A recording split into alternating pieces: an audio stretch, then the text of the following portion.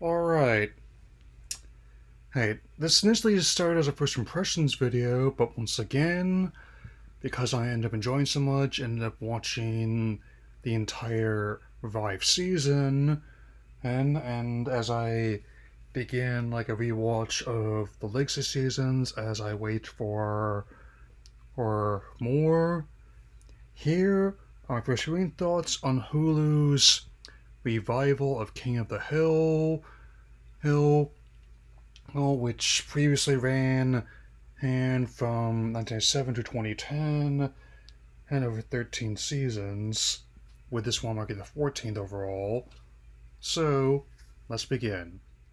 And as I often do when I talk about a reboot or revival of something I saw in years past, would be to give my thoughts on previous incarnations, and as such, the original was a major comfort show for me in years past and still and even though talk of a potential revival had swirled on for ages, as Fox time and again and turned on the possibility, which is something they even joke about out in the show itself. You mean like that show Fox stupidly canceled 15 years ago?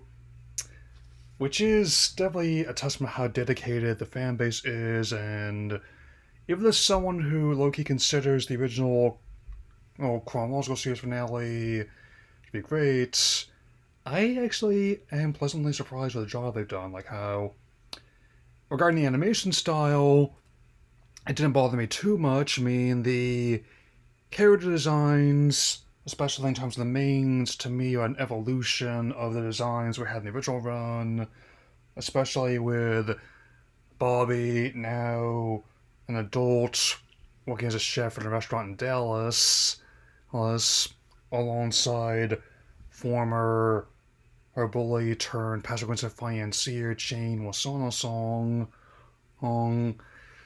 I can only imagine what his grandpa would have thought about the thought of Japanese or fusion cuisine. He probably would have had another massive episode of being out in a bad way.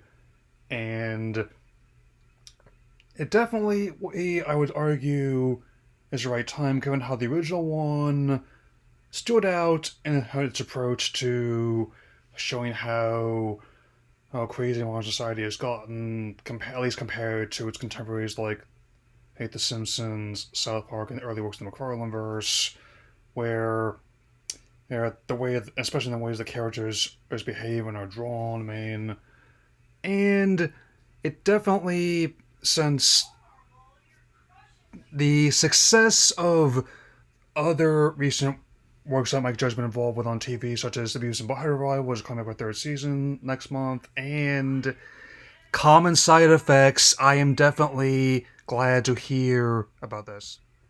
Most of the surviving cast and crew from the original run are back, alongside a host of new performers and creatives. Also, ones that definitely understand the material in a way. Hey, I like how they kept things relatively tonally consistent with the previous run, especially in the in its earlier seasons, which were much like this one, meant to show how the how a more traditionalist family adapts to the increasing increases in modern society, and given the background of Hank and Peggy returning to their hometown for the first time in years, here's to fuck the passage of time out of universe as well as in universe. There's a lot to adjust to, given how after leaving a gated community, it was like recreation of a more traditionalist town. And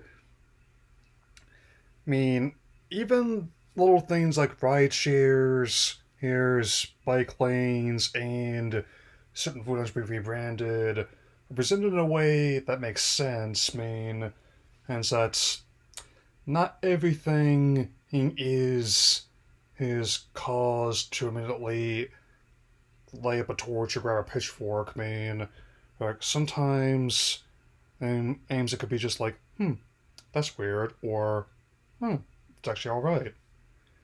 Right, I mean, and it also definitely makes sense that Connie would be he attending college, and whereas as Bobby would be seeking other opportunities outside academia.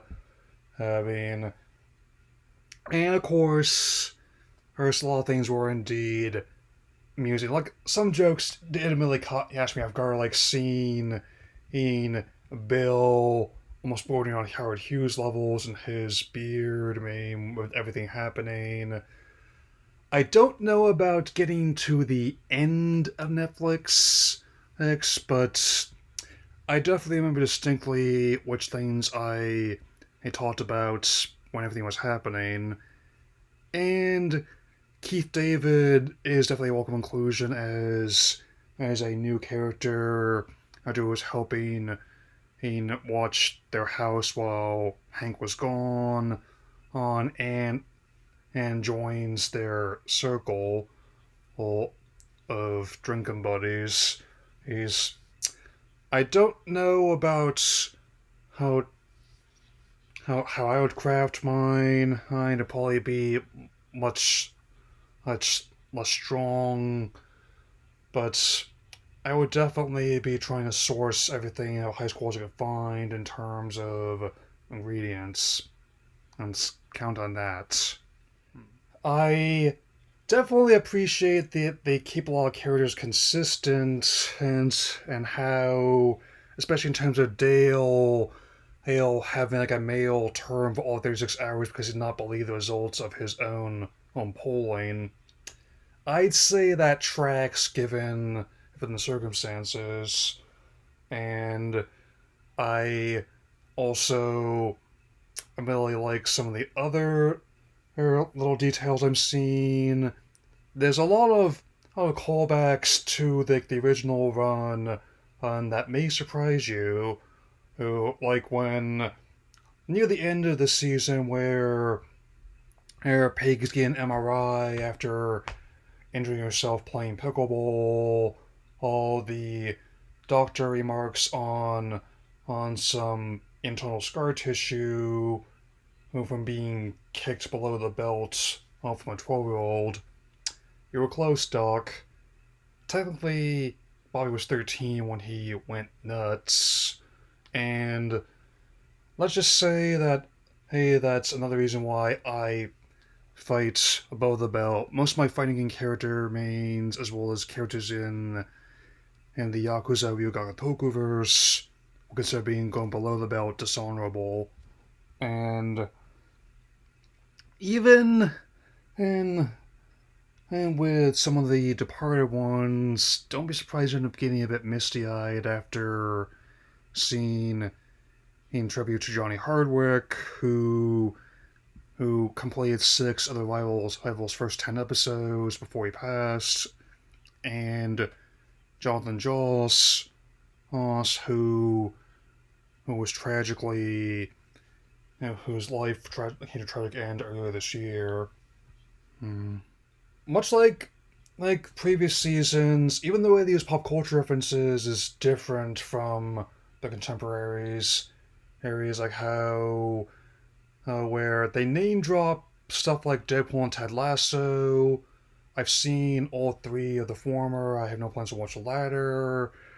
But it's also rooted in the characters where Dale thinks Hank is a spook because he caught World Cup fever and is doing part-time coaching for a young soccer team, and eventually just turns into like rugby, which basically imagine the American style football without protective gear not to fall off the mark.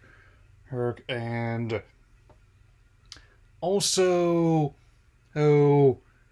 just I'm not gonna spoil the comedy with some other ones, but I definitely he say that with the laughter alone, it definitely passed my personal voice comp test. I mean, given the current state of affairs, to say the least, of other adult animation characters such as Randy Marsh, Rick Sanchez and Sterling Archer, I could definitely say that the time was right for this show and Hank Hill in particular to make a return to our screens.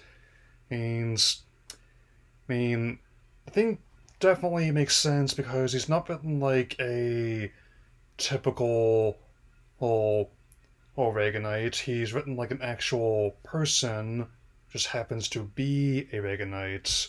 I mean, every topic they address has from um of mesquite versus propane, to going wild over speculative stocks could conceivably happen in the way it's presented. I mean, even when I was younger, I couldn't figure like when they went to go focus test that overdesigned mower. I mean, Arlen, Arlington.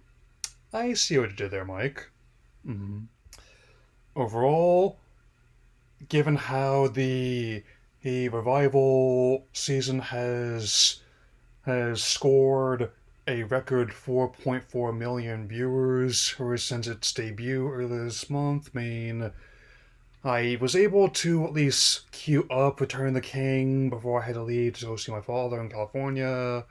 Uh, but I am definitely eager to see more her, and even though I don't expect to see the next season until 2026 at the earliest, I definitely am more than happy to include a new season rotation, and because I've seen close to the bulk of the original show numerous times, especially over the last 5 years or so.